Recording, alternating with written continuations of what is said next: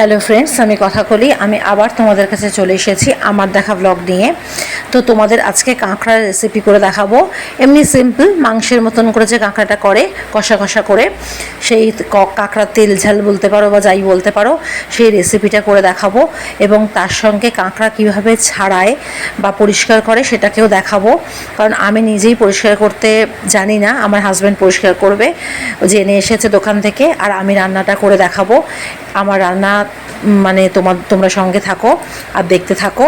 যাদের ভালো লাগবে তারা অবশ্যই রান্নাটা করে একবার টেস্ট করে দেখো। আশা করি মন মতো হবে। তো চলো রান্না শুরু করা যাক। তো দেখো, আমি এখানে আলু ছাড়িয়ে নিয়েছি, এরমভাবে পিস করে নিয়েছি।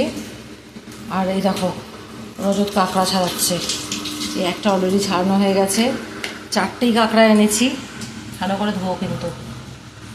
এই যে কাঁকড়াটাকে একটা দেখিয়ে দিয়েছে দোকান থেকে, ছাড়িয়ে দিল না, ও ছাড়াচ্ছে।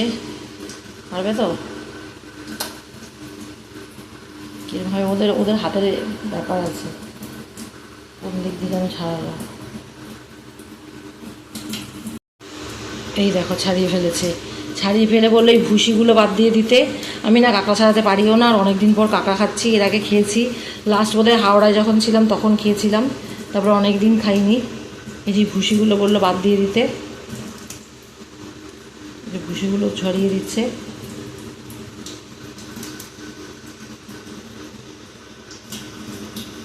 একটু কাঁকড়াটাকে এদিকটা আনো না, দেখাও না এদিকটা। এই যে কাঁকড়াটা,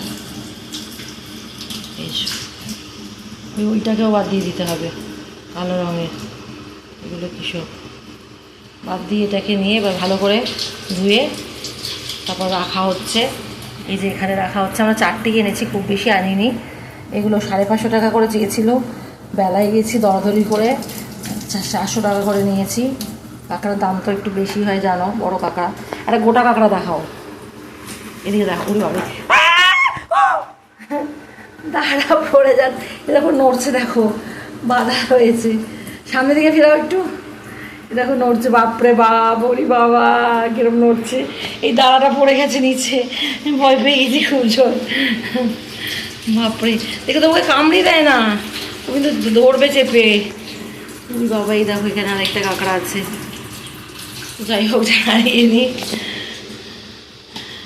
কিরম নড়ছে। তুমি এদিকে এসে ভাঙো, কামড়াবে কামড়াবে, নড়ছে তো। বড় ডালাগুলো আগে ভাঙো। বড় ডালাগুলো কেন ভেঙে দেয়নি? ও তো বললো বড় ডালাগুলো ভেঙে দিচ্ছে। এ রাম রাম, এই দিকটা হাতটা আনো না। বড় ডালাগুলো ভালো করে ধুয়েছো তো? বালি ফালি না কি থাকে কে জানি না। হলো তো, আমাদের কাঁকড়া বাছা হোক, ততক্ষণ আমি এদিকে কড়াইতে আমি আলুগুলো ভেজে নিই। বাবারে, এই দেখো কেমন ছটফট করছে। একবার দেখো চোখগুলো, এই দেখো কিরকম চোখ, দেখো বড় বড় দুখানা। তাও ভালো নড়াইও না, চোখ ঢুকে যাবে। এই দেখো ছটফট ছটফট করছে। ছেলেটা একবার হাঁটছে হাঁটছে, দেখো হাঁটছিল এক্ষুনি। হাঁট রে, দেখো হেঁটে হেঁটে চলে যাচ্ছে। এই যে হাঁটছে, দেখো হেঁটে হেঁটে যাচ্ছে। দেখো চোখগুলো নড়াচ্ছে, শুধু দেখছো চোখগুলো নড়াচ্ছে কেমন। দেখো চোখ দিয়ে দেখছে আমাদেরকে। ওই তোরা আমাকে খাবি, উই দেখো তোরা আমায় খাবি, তোকে পেলে আমি খাবো। এরকম অবস্থা, কি অবস্থা।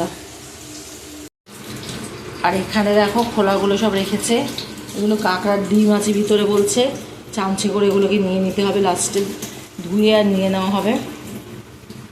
মা হাঁটছে, দেখো 5টা কাঁকড়া দিয়েছে নাকি? 5টা দিয়েছে? ও আমি ভেবেছি 4টে। 5টা কাঁকড়া দিয়েছে। তো হালকা নুন আর একটু হলুদ দিয়ে কড়াতে আমি আলুগুলো ভেজে নিচ্ছি, যেমন মাংসে আলু ভাজে না সেরকমই।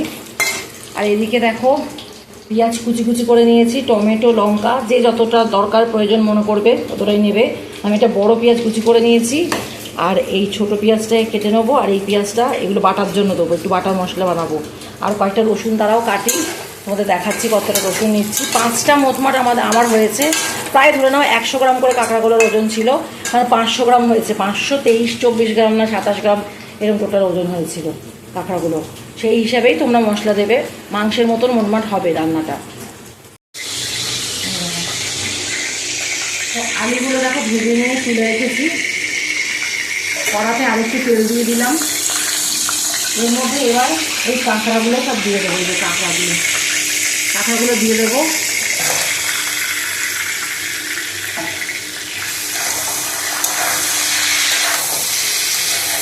আর এর মধ্যে একটুখানি হলুদ আর নুনও দিয়ে দেবো।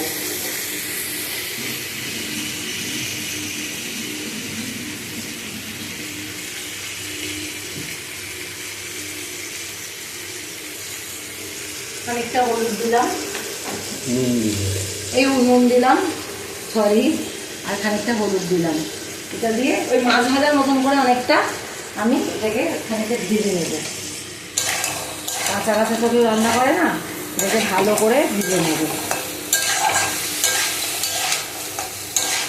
তো এটা ভালো করে ভেজে নিই, তারপরে আবার ফিরে আসছি। আর এদিকে তার মধ্যে দেখো এই যে আরেকটা পেঁয়াজ কেটে ফেলেছি, এটা মিক্সিতে দেবো ব্লেন্ড করতে। আর বড় বড় রসুনের আমি 6 টুকরো নিয়েছি।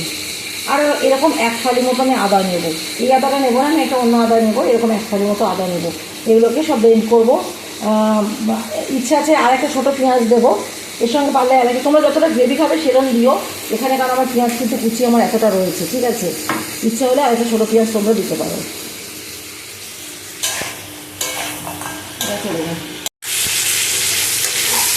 তো দেখো কাঁকড়াগুলো ভাজা হয়ে গেছে, আমি এগুলোকে এবার তুলে নেব। এই দেখো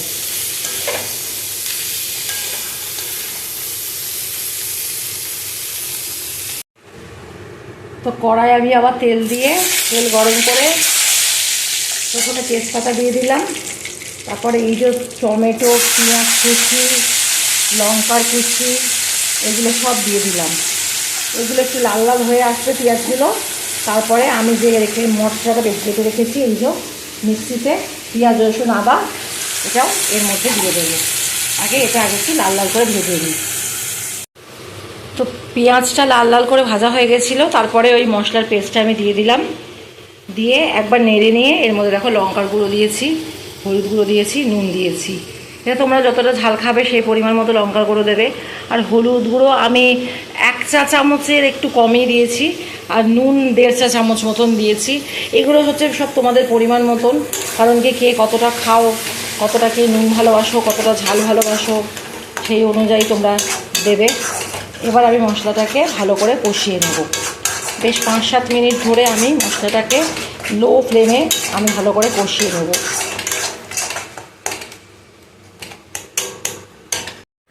তো দেখো মশলার কষানো হয়ে গেছে, ওর মধ্যে আমি কাঁকড়া আর আলুগুলো একসাথে দিয়ে দিয়েছি।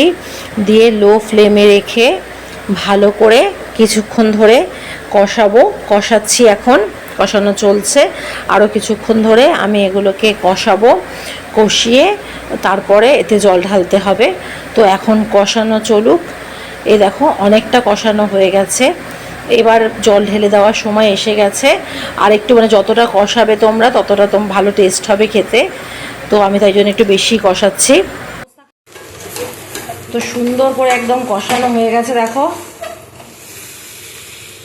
আমি এবার এতে জল ঢেলে দেবো। এটা একটু মাখো মাখো করবো, প্রচুর জল দেবো এরকম নয়, তবে ওগুলো একদম সিদ্ধ হয়ে যাবে। এরকমভাবে একটু জল মাখো মাখো করে দিয়ে রাখবো, জলটা আস্তে আস্তে কমবে।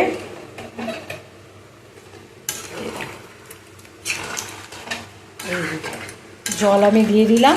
এবার এটাকে ঢাকনা দিয়ে আমি কিছুক্ষণ রাখি, 5-7 মিনিট, তারপর একটু ফুটুক, তারপর আমি আবার খুলছি। তো আমার রান্না একদম কমপ্লিট। আমি গরম মশলা দিয়ে এবার এটাকে নামিয়ে নেব। গা মাখা করেছি। এই যে এবার আমি এটাকে বাটিতে ঢেলে নেব। তো কাঁকড়া একদম রেডি। এরকমভাবে বানিয়ে তোমরা খেতে পারো। অনেকেই তোমরা জানো, আর যারা জানো না তাদের জন্য এই রেসিপিটা দিলাম। এমনি সিম্পল রেসিপি, মাংসের মতন করে যে কাঁকড়াটা বানায়, মাংসের মতন করে কষিয়ে কষা। কাঁকড়ার নতুন ধরনের কোনো রেসিপি নয়, একই রকম রেসিপি, কিন্তু অনেকে জানো অনেকে জানো না, সেই জন্যেই আমি তোমাদের জন্য এই রেসিপিটা দিলাম। আর আমি টেস্ট করে দেখলাম, বেশ ভালোই খেতে হয়েছে, পুরো মাংসের মতন।